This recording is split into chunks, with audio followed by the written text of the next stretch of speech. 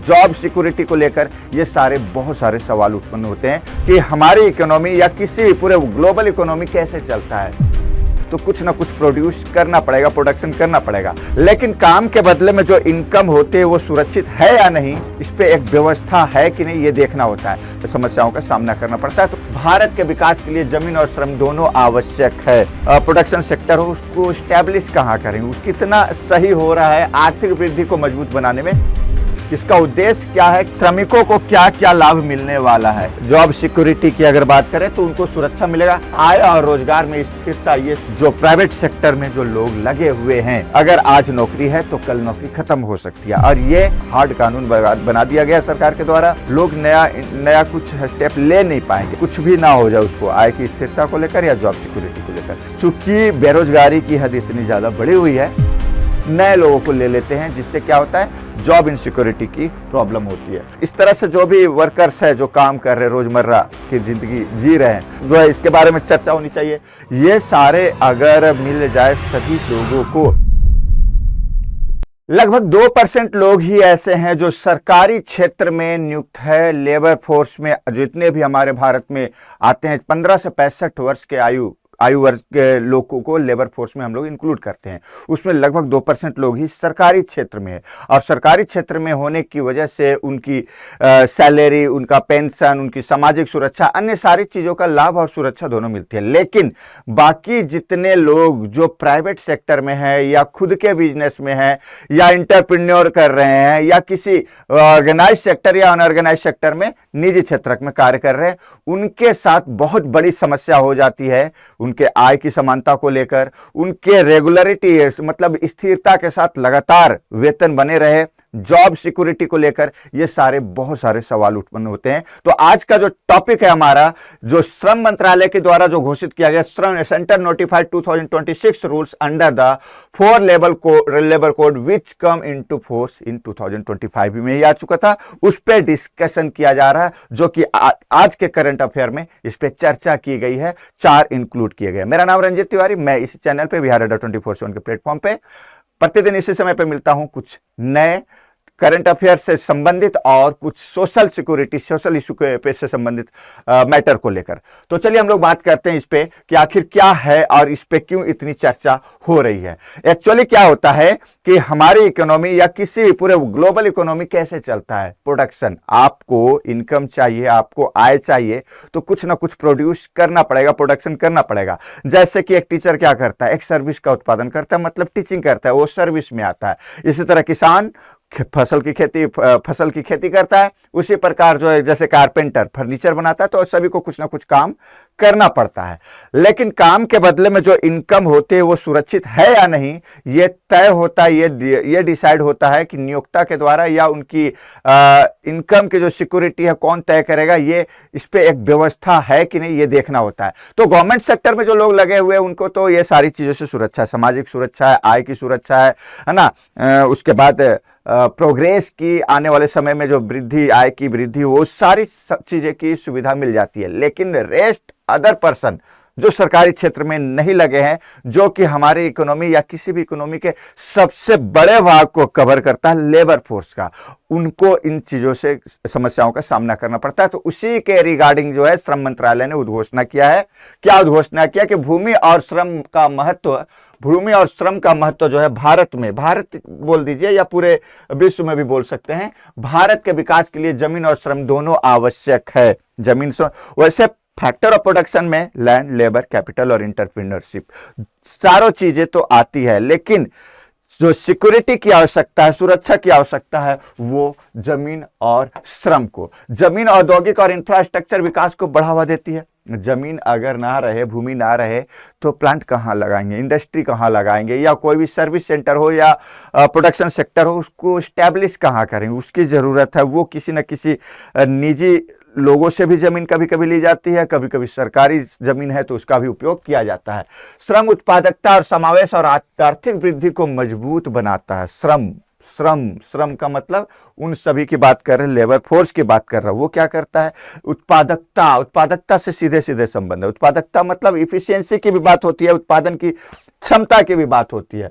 समावेश कितना सही हो रहा है, आर्थिक वृद्धि को मजबूत बनाने में श्रम का बहुत योगदान होता है। तो ये श्रमिक के लिए, ये लेबर फोर्स के लिए सरकार क्या कर रही है, उससे से संबंधित आज के करंट अफेयर में जो है ये बातें की गई है। नई श्रम संहिताएं 29 पुराने श्रम कानूनों को एकीकृत किया गया। जो नया श्रम संहिता जो लाया गया है वो करीब करीब 29 श्रम कानूनों को एकीकृत किया है। इसका उद्देश्य क्या है कि उनके जॉब प्रोफाइल को का स्पष्टीकरण होना चाहिए, एक रूपता और समानता आनी चाहिए उसमें, और श्रमिकों का और उद्योगों के बीच एक संतुलन होनी चाहिए, जो कि कहीं ना कहीं अभाव दिखता है। कभी कभी उद्योग के मालिकों और श्रमिकों के बीच हमेशा टकराव या हड़ताल वगैरह देखने के लिए मिलता है। उसके पीछे यही सब फैक्टर है जिस पे काम करने का प्रयास श्रम मंत्रालय के द्वारा किया गया है।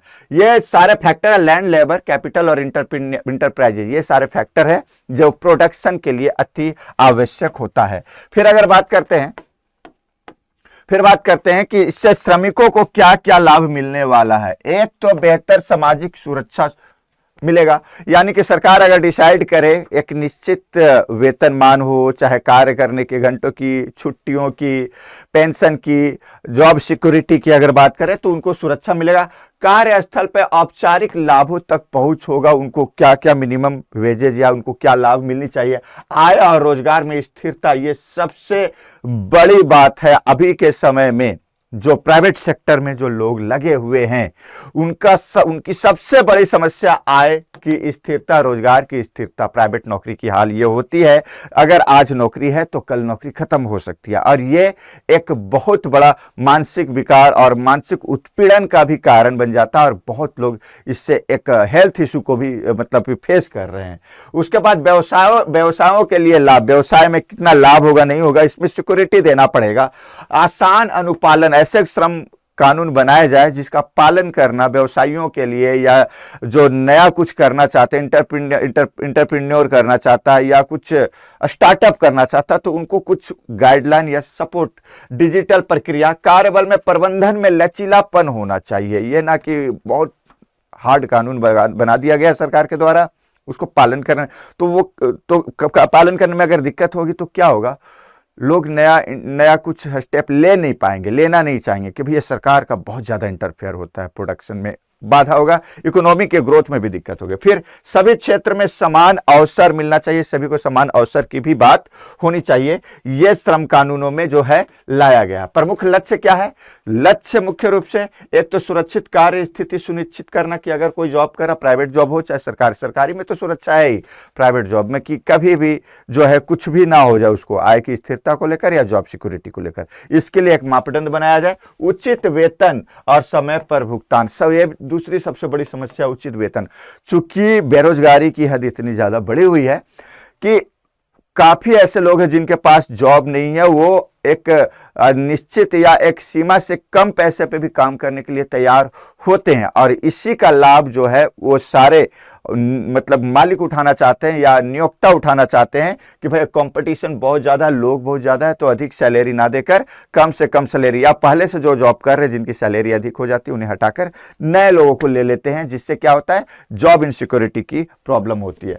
सामाजिक सुरक्षा का अभाव तो हो ही जाएगा जब इस तरह की बातें होंगी। तो इससे क्या होता है, ये कहीं ना कहीं श्रमिकों के सम्मान, आत्मसम्मान सभी से जुड़ा हुआ है, गरिमा से भी जुड़ा हुआ है कि आज जॉब है, आज बहुत सारे अच्छे तरीके से जीवन जी रहा है, कल होकर उसके पास जॉब नहीं है, ये मुश्किल हो जाती है। तो विशेष ध्यान जो है ये असंगठित श्रमिक के लिए है, गिग वर्कर्स, प्लेटफॉर्म कर्मचारी के लिए, जो डिलीवरी बॉय वगैरह, जो जैसे जोमेटो हो गया, चाहे मतलब कि इस तरह से जो भी वर्कर्स है जो काम कर रहे, रोजमर्रा की जिंदगी जी रहे हैं, उनकी जॉब सिक्योरिटी के बारे में कोई नहीं सोच रहा है। अभी तक कुछ उस व्यवस्था ने उस पर काम करने की बातें की जा रही है। फिर सामाजिक सुरक्षा कवरेज, लाखों असंगठित श्रमिकों को पहचान मिलना चाहिए, और यह भविष्य निधि पीएफ का विस्तार होना चाहिए, इसके जो है इसके बारे में चर्चा होनी चाहिए।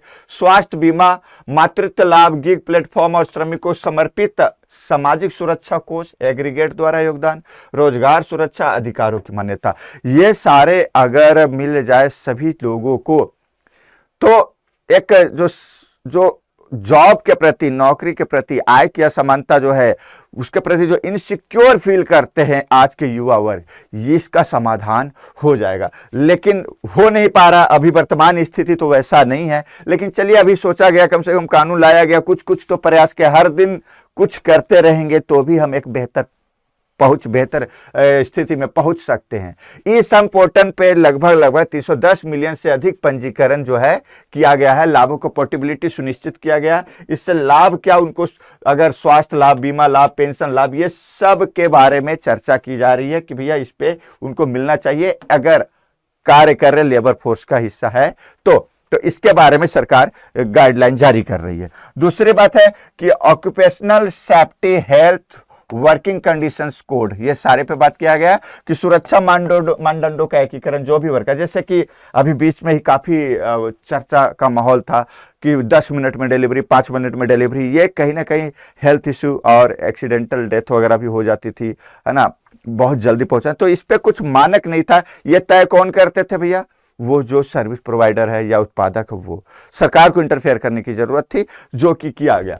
महिलाओं की सहमति से नाइट शिफ्ट में काम करने की अनुमति, इस तरह के कुछ कोड होनी चाहिए। इससे इनकी सिक्योरिटी से जुड़ा मामला है। जोखिम आधारित अनुपालन, तकनीक आधारित निगरानी, महत्वपूर्ण सुरक्षित कार्य का वातावरण, कर्मचारियों द्वारा सुरक्षा और स्वास्थ्य में सुधार। तो ये सारे चीज कब होंगे?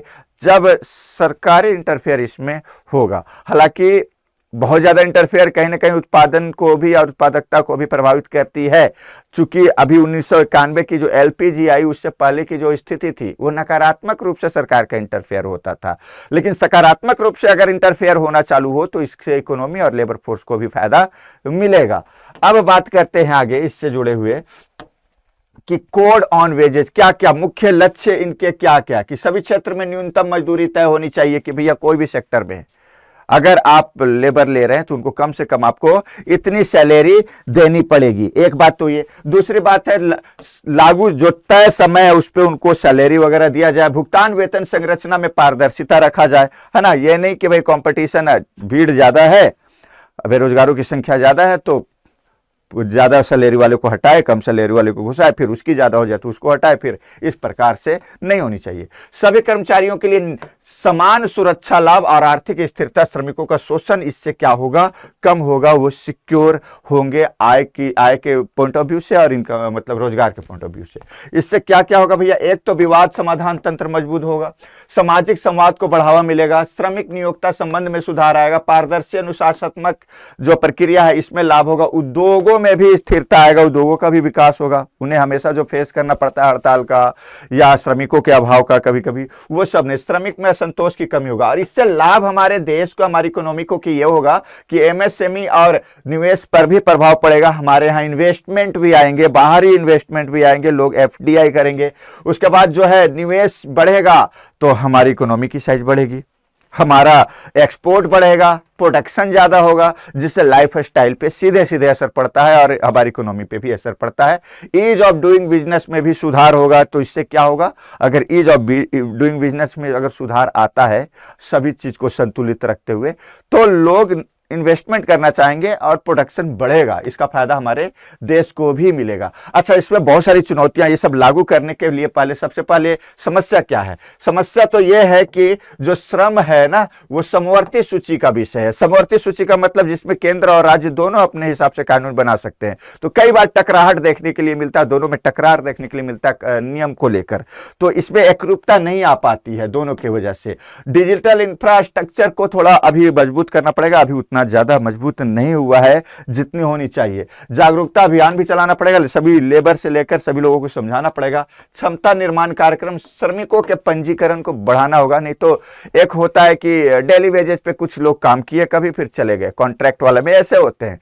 कंपनी अपने यहाँ नियुक्ति कम करते हैं, वो कॉन्ट्रैक्टर को काम देते थे कि मेरा ये काम, वो अपने लेबर को लेकर आता है जिसका कोई पंजीकरण नहीं रहता, कहीं नाम नहीं होता है, काम करवाया, पैसा दिया और चला गया, अगले दिन लेबर भी बदल सकता है। तो ये एक जो है सुरक्षा से, ये जो है श्रमिकों के हिसाब से सही नहीं है। तो ये श्रम सुधार जो है बहुत अच्छा और एक ऐतिहासिक कदम होगा। श्रमिकों की सुरक्षा और सम्मान भी मिलेगा उससे, उद्योगों को भी सरल और आधुनिक व्यवस्था मिलेगी और विकसित भारत का जो लक्ष्य है हमारा, इसी तरह तरह से हम आगे बढ़ पाएंगे कि हम सबको लेकर अगर चलेंगे, जो सरकारी तंत्र में है और जो सरकारी तंत्र में नहीं है, सबको अगर साथ में लेकर चलने की बात होगी कि भारत के लोग अगर विकसित होंगे, उनका अगर विकास होगा, तभी हमारे देश का भी विकास हो सकेगा, तभी हमारी अर्थव्यवस्था का भी विकास हो सकेगा। तो ये थी आज का न्यूज। तो कैसा लगा ये न्यूज जरूर बताएंगे आप हमें, और आपकी क्या राय है जो बातें हमने की श्रमिकों के लिए,